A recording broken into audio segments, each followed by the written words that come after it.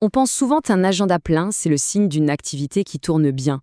Et si je vous disais que c'est peut-être justement ça qui vous empêche de bien gagner votre vie? Aujourd'hui, on va voir ensemble comment, chaque mois, de l'argent s'échappe de votre activité sans qu'on sache vraiment pourquoi.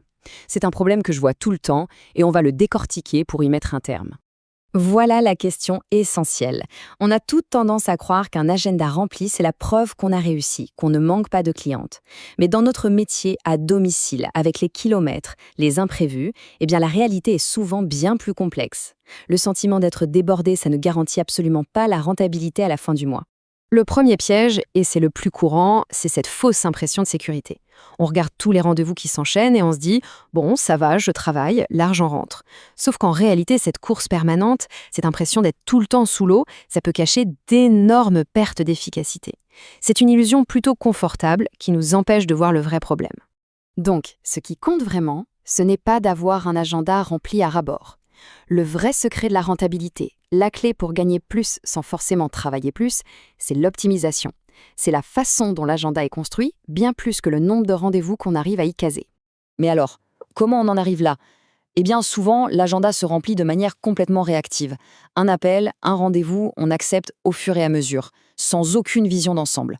Le résultat, c'est exactement ce que je vois massivement dans le groupe Facebook, des plannings pleins à craquer, c'est vrai, mais qui sont complètement chaotiques. Et au final, très très peu efficaces. Et ce chaos, il génère ce que j'appelle la perte invisible. C'est quoi? C'est tout ce temps qu'on ne facture jamais.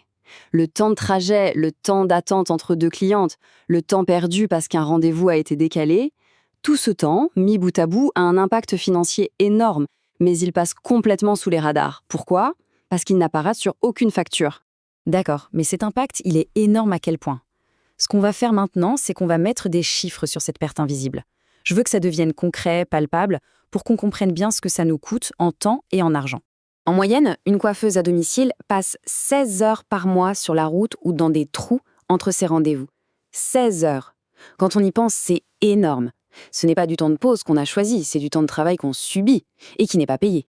Pour que ce soit encore plus clair, ces 16 heures, ça correspond à 2 journées complètes de travail.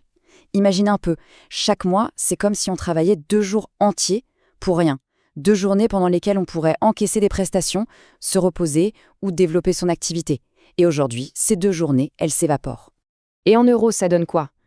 Sur la base d'un revenu moyen, ces 2 journées perdues, c'est un manque à gagner d'environ 400 euros. 400 euros qui s'envolent de notre chiffre d'affaires tous les mois. Et attention, pas à cause du prix de l'essence, non. Simplement à cause d'une organisation qui pourrait être bien meilleure. Pour bien comprendre d'où vient cette perte, on va analyser une journée type. Une journée qui a l'air tout à fait normale pour beaucoup d'entre nous, mais qui, en réalité, est un vrai gouffre financier. Regardons cette journée. Ça commence à 9 heures, tout va bien. Mais la deuxième cliente est à 10h45, à 25 minutes de route. Ça laisse un trou de 20 minutes où on ne peut rien faire.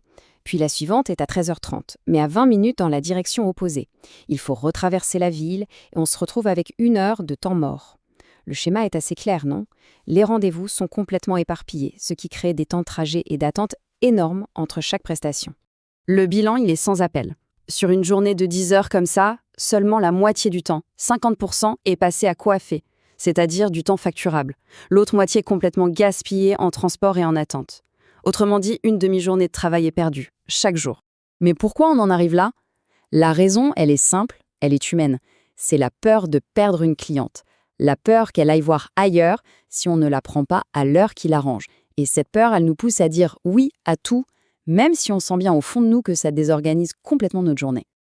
Heureusement, il y a une solution.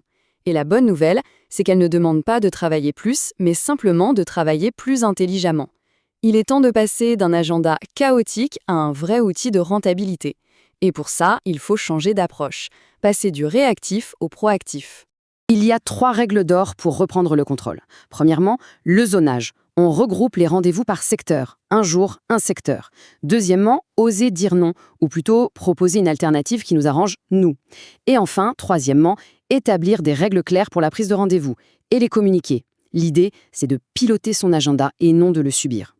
Et ce changement d'approche, il a des résultats immédiats. On passe d'une course permanente, fatigante et peu rentable à un quotidien beaucoup plus serein, plus fluide. Et surtout, un quotidien qui est bien plus rentable sans même avoir besoin de trouver de nouvelles clientes. Ce qu'il faut vraiment retenir, c'est ça. Une meilleure rentabilité, ça ne vient pas forcément de plus de travail, ça vient d'une organisation plus intelligente. Il faut arrêter de subir son planning et commencer enfin à le construire activement avec ses propres règles. Je vous laisse avec cette question. Qu'est-ce qu'on pourrait faire pour son activité avec ces 2 journées complètes récupérées chaque mois? Chercher de nouvelles clientes, se former ou simplement prendre du temps pour soi? Le vrai luxe finalement, c'est de reprendre le contrôle de son temps. Si vous voulez en discuter, je vous invite à nous rejoindre sur le groupe Facebook Coiffeuse à domicile sans filtre. Et dans la prochaine analyse, on verra ensemble la méthode exacte pour réduire ses kilomètres sans perdre une seule cliente.